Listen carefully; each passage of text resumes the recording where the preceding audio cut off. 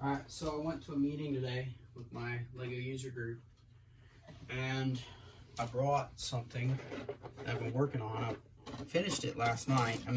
I finished what I was going to finish last night, and I'm trying to get it out, but it's in pieces right now.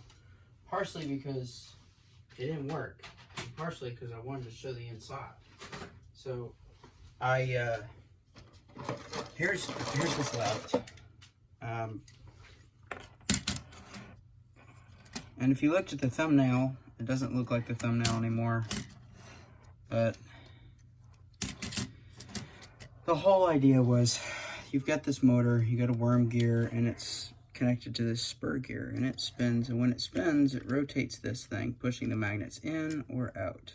So in theory, it works great, but in actuality, in practice, it worked great for like 3 attempts, and then it just failed. I heard the whole thing go. I couldn't stop the motor in time for some reason. I can't remember if I couldn't stop the motor in time or if I just accidentally went the same direction I had gone before and it went too far. Either way, it tore up the mechanism inside. The other thing is its binding. For some reason, it's not really well built. Well, first of all, there's no support in the middle. So it's wanting to like bow, and that's not good. Like, we want that support in the middle. We want it to not collapse. And so, but, I mean, in theory, it was fine. There's some more pieces of it. Here's the roof. That worked out pretty well.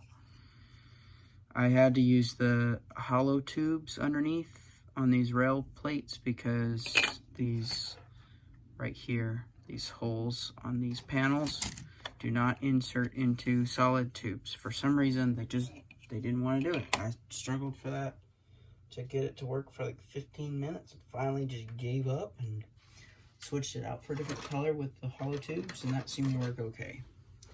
There's the front windshield, and that worked out pretty good. It's just 2 bricks and 2 tiles. These I'm really proud of. The side windows. This front side window sits lower than this because it sits flush with the bottom of these plates here. Not with this one, but with this one above. I couldn't find any of my 1x2 brown plates, so I had to use dark brown, and that's fine. Sits like that. So it looks pretty good, you know? I mean, that's about what it was, right? And you had this kind of a thing in the front. But, I mean, it's, we're back to the drawing board. So what about it didn't work? Well, specifically, the whole thing. I'll break it down for you. The mechanism is fine in theory, but the thing is, when it turns, it can turn too far. And that's fine if we start it out retracted in like this, and then we turn it, and it goes out, and then it comes back in or whatever. But once it goes back in all the way, it's not able to go, and it wanted to go because the gear was all locked together inside. It was forced to, and the gear skipped, thankfully, but it could have eaten the gear, it could have destroyed some lift arms, it could have burned out the motor. All kinds of catastrophic things can occur there. So it's really not all the best system. I had to remake this wheel, talked about that last time. I mean, you know, it's okay. We'll get there eventually. Yeah, this was the gear. I can't grab a hold of it. That was the drive gear.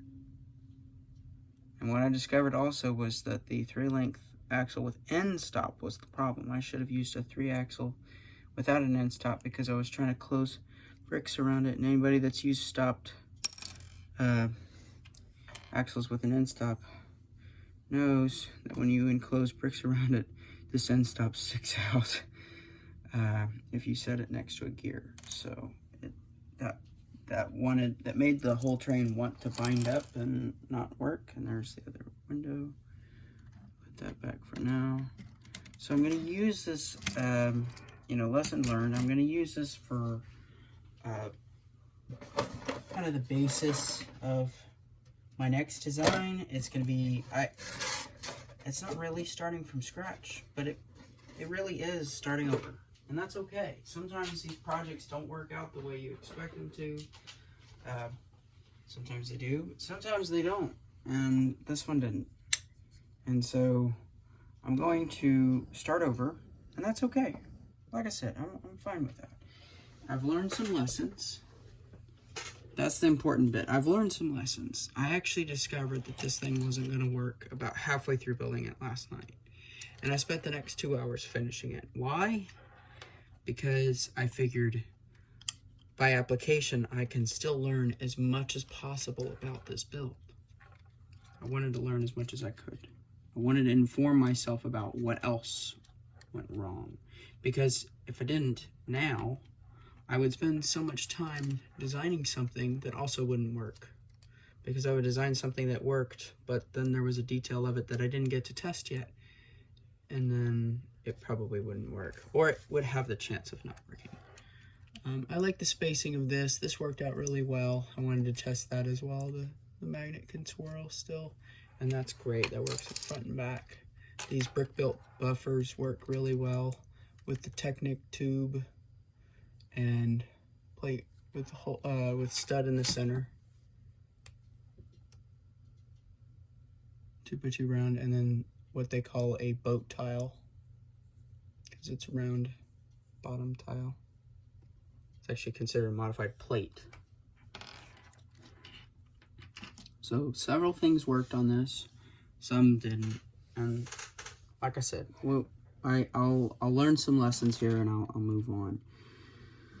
But at least I know where to start next.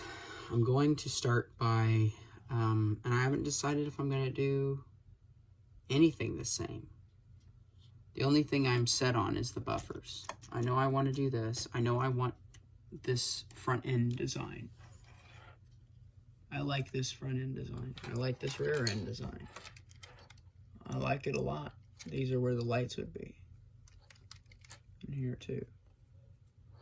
I like that. And so now I'm not set on even this style of locomotive.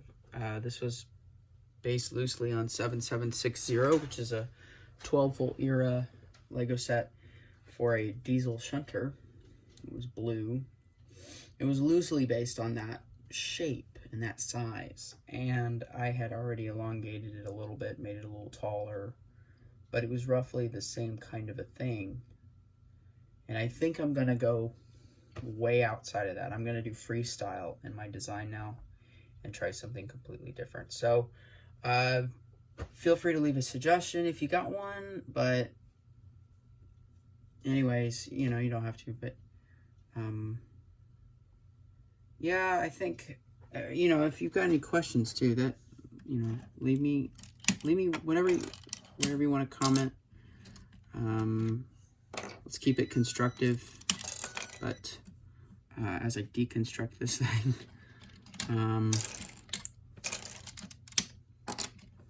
there's, trying to show you here, breakdown. There's the motor, just a Cata motor. I could use all Lego products, but at this point, I'm kind of past that, unless I make it really big. And I don't necessarily want to do that because it is a shunter, and I want to keep that length as short as possible. That's really the big ticket item there. There's the magnet there, So, and then there's the mechanism that I can't get out, but you get the idea. So, sorry I didn't have a complete shunter to show you, but I wish I had gotten a video of the action working. I didn't, but at least I'm informed about the design, and I'm not gonna shoot that video. I'm not going to waste more time on this. I am kind of down to the wire on time here. I'm trying to get this done before Brick Rodeo. It's already registered for Brick Rodeo. I gotta change some details about it, because originally I was gonna build, I know I said that I was gonna build a ghost switcher, and I am still going to do that. However, I'm gonna start with the brown one. I think because it'll look better.